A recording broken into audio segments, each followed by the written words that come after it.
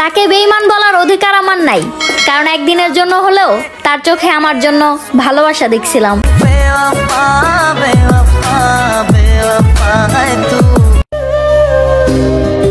কার কাছে বলবো এই জীবনের গল্প? আমি তো এই অল্প বয়সেই অনেকটা ক্লান্ত।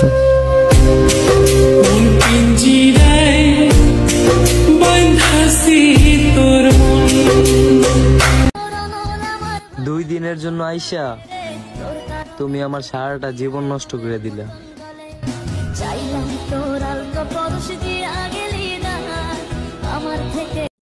তুমি দেখতে সুন্দর, হ্যাঁ আমি তোমার সৌন্দর্য দেখে তোমাকে ভালোবাসিনি।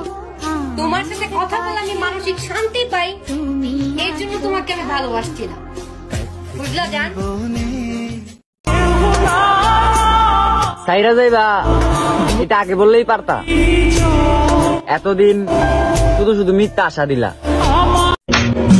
মিথ্যা অপবাদের তুই ভাঙা দিলি মন, আমি নাকি তোর কখনো ছিলাম না আপন। আচ্ছা, কিভাবে ভালোবাসলে মানুষ ছেড়ে যায় না?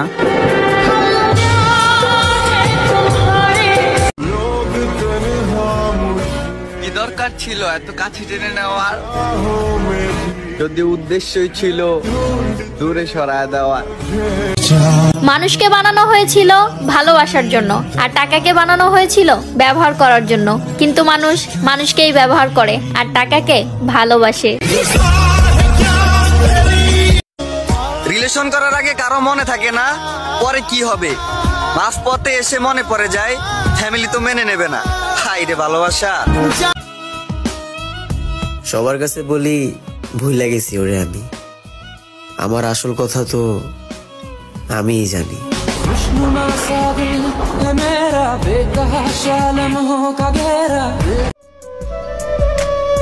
তার প্রতি মায়া বাড়িয়ে কি হবে,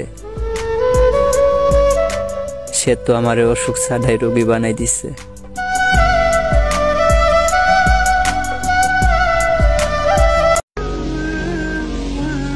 আমি অভিমান করছিলাম আর তুমি সত্যি সত্যি ছেড়ে গেছো।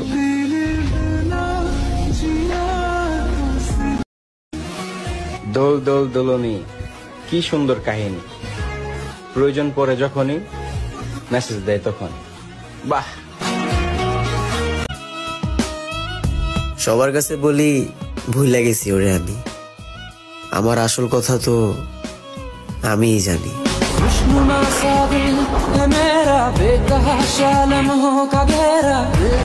চোখের পানিগুলো শব্দ করে না, তাই তো মনের কষ্টের কথাগুলো কেউ বুঝতেই পারে না। তোমার ব্যবহার আমি বুঝতে পারি না, কখনো কখনো মনে হয় আমি তোমার সবকিছু, আবার কখনো কখনো মনে হয় আমি তোমার কেউই না।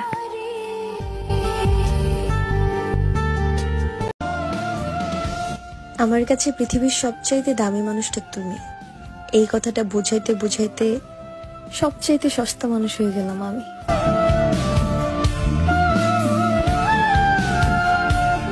হ্যাঁ, আমাদের আজও বিচ্ছেদ হয়নি, কিন্তু কোনো এক অজানা কারণে আমরা দুজনের থেকে সরে গেছি।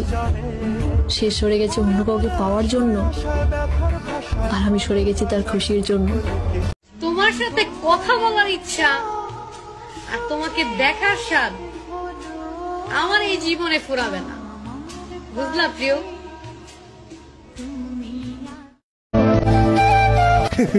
দোয়া করো তুমি, আর জ্বালাবো না এই দুনিয়ায় বেশি দিন, আমিও থাকবো না। খুবই নার্ভাস ফিল করতেছি, কারণ জীবনে প্রথমবার 2025-এ পা রাখতে যাচ্ছি। দোয়া করো তুমি, আর জ্বালাবো না এই দুনিয়ায় বেশি দিন, আমিও থাকবো না।